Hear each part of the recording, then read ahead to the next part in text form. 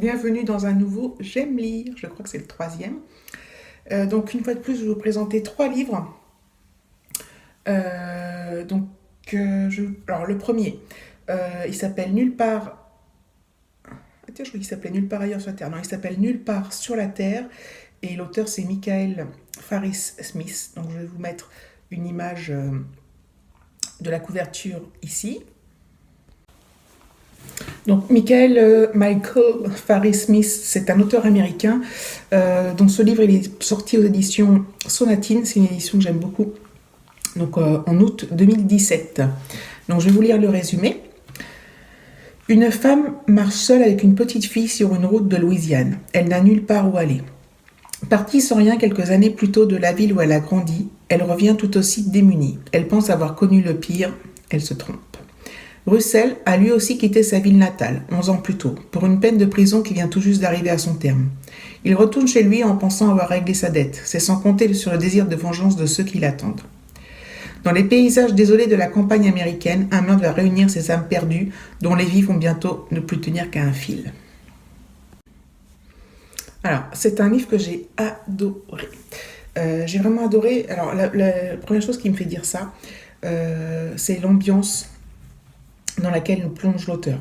Donc c'est une atmosphère très particulière et très propre à certains livres enfin, chaque fois que ça se passe un peu dans une Amérique assez rurale, une Amérique assez pauvre, c'est une ambiance un peu triste, glauque, c'est une ambiance pas gaie du tout, loin de là.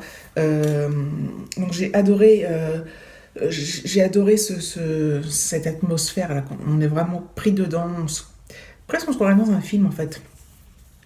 Donc voilà, donc ça j'ai beaucoup aimé l'histoire en elle-même, donc l'histoire de cette femme qui essaie de survivre pour sa fille, l'histoire de cet homme qui essaie de sortir, qui est sorti de prison et qui essaie voilà, de se remettre dans une vie, on va dire, normale.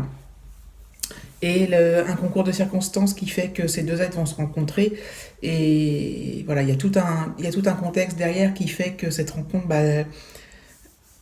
elle aurait peut-être pas dû avoir lieu. Enfin, je peux pas trop vous en dévoiler, mais j'ai adoré le scénario, je veux dire, l'histoire. C'était vraiment prenant, c'est plein d'émotions, c'est à la fois très, très dur, c'est à la fois très tendre, c'est triste, mais c'est très sombre, et en même temps, on se dit, il y a toujours de l'espoir. Enfin, c'est vraiment un livre que j'ai adoré et que j'avais pas envie de quitter, en fait. Donc, voilà, c'est un roman, on va dire, c'est un roman policier, mais il y a une intrigue, mais c'est surtout, en fait, la relation entre les personnages qui priment et leur histoire et ce qu'ils font pour s'en sortir. Et c'est vraiment un très beau livre. Donc, si vous aimez ce genre de bouquin, foncez, il est super.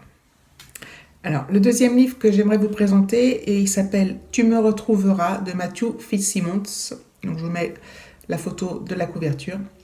Donc, c'est un livre qui est sorti en mai 2017 aux éditions du Toucan. Je vous lis le résumé. Suzanne Lombard a disparu l'été de ses 14 ans alors que son père, le vice-président Benjamin Lombard, était encore sénateur de Virginie.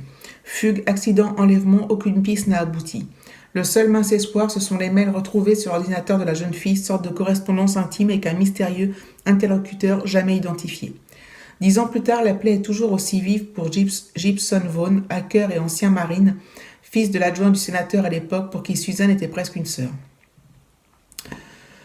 Un jour, un homme s'assoit en face de lui, un homme qu'il a connu autrefois et qui n'a jamais abandonné la recherche de Suzanne. Il a besoin des compétences techniques de Gibson car il a reçu plusieurs messages cryptés de l'inconnu avec lequel Suzanne discutait. Hanté par ses souvenirs, Gibson ne peut pas reculer. Quelque chose lui dit qu'une partie de sa propre vie s'est jouée aussi il y a 10 ans dans ces jours de tragédie. Plongeant corps et âme dans le labyrinthe où se cache celui qui a peut-être la clé du drame, Gibson découvre des enjeux d'une toute autre dimension et doit soudain faire face à ces hommes obscurs de la politique américaine. Pour eux, il est désormais une menace et leur mission est d'écarter les menaces. Alors, j'ai beaucoup aimé ce livre, donc c'est un thriller, un roman policier.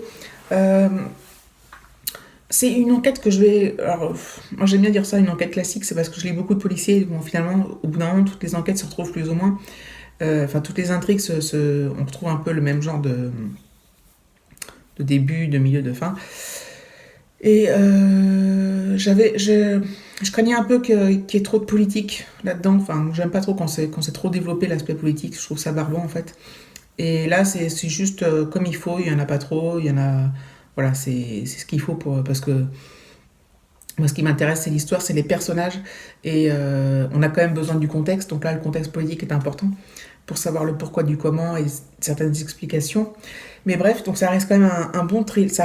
C'est un bon thriller. Pas ça reste, ça c'est un bon thriller. Voilà, c'est plein d'actions, c'est plein de rebondissements. On découvre plein de choses. La fin est pas du tout celle. Enfin, je pense que se doutait. Moi, je me suis pas douté de la fin, en tous les cas. Il y a des choses qu'on devine, qu'on peut deviner au fur et à mesure de la lecture, mais je me doutais qu'il y avait anguille sous roche, mais voilà, je ne savais pas quelle anguille en fait. Donc un bon bouquin, on passe un bon moment. Si vous êtes fan de romans policiers, bah allez-y, franchement, il est très bien. Je ne sais plus combien de pages il y avait sur celui-là. Bah, j'en sais rien, mais parce que moi je lis sur liseuse, comme je vous l'avais déjà dit. Donc bref, je ne sais plus. Et donc voilà, un très bon roman policier. Donc allez-y. Le troisième livre que j'aimerais vous présenter, c'est un livre d'un auteur français. Donc c'est un roman policier qui est sorti aux éditions Les Nouveaux Auteurs le 6 juillet 2017.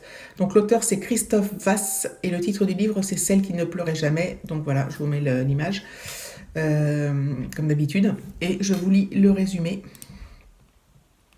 Séverin semble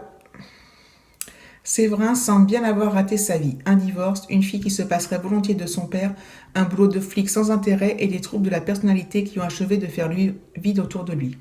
Lorsqu'il se rend sur sa première scène de crime de sa carrière, son seul désir est de se débarrasser de l'affaire au plus vite. Mais il va très vite comprendre que ce meurtre le concerne bien plus qu'il ne s'y attendait. Une trace génétique est trouvée sur les lieux du crime et l'assassin est tout désigné. Mais pour Séverin, il est hors de question d'accepter l'évidence. Déterminé à retrouver le véritable tueur, il décide de suivre son propre instinct, jusqu'à la plus effrayante des vérités. Donc là, si je dis pas de bêtises, c'est le premier livre de cet auteur. Et franchement, j'ai vraiment adoré. Donc c'est un auteur français, l'histoire elle se passe en région parisienne, en plus. Elle se passe en Seine-et-Marne, puis quelques parfois à Paris. Mais voilà, j'ai adoré parce que on a affaire là à un flic qui est complètement atypique. C'est lui qui mène l'enquête et finalement, c'est pas un flic ordinaire, donc il a pas comme beaucoup de flics, ils savent tout. Enfin, comme dans les livres, ils sont à fond, à fond, à fond. Lui, il a plein de troubles psychologiques. Sa vie n'est pas aussi bien qu'il l'aurait souhaité. Et donc, il enquête, il enquête, il enquête. Et au fur et à mesure, donc on s'attache à lui, même si au départ, il semble assez pas très agréable, mais on s'attache à ce personnage et on s'attache à ses problèmes, on s'attache à toute sa famille autour. Et au fur et à mesure, bah, l'histoire évolue et ça devient de mieux en mieux, quoi. Ça devient... l'auteur nous lance sur des pistes super intéressantes. L'histoire se développe de plus en plus. On apprend plein de choses. Et la fin est vraiment super, la fin. Je vous invite vraiment à le lire si vous aimez les auteurs français. Celui-là est très bon, hein. J'espère qu'il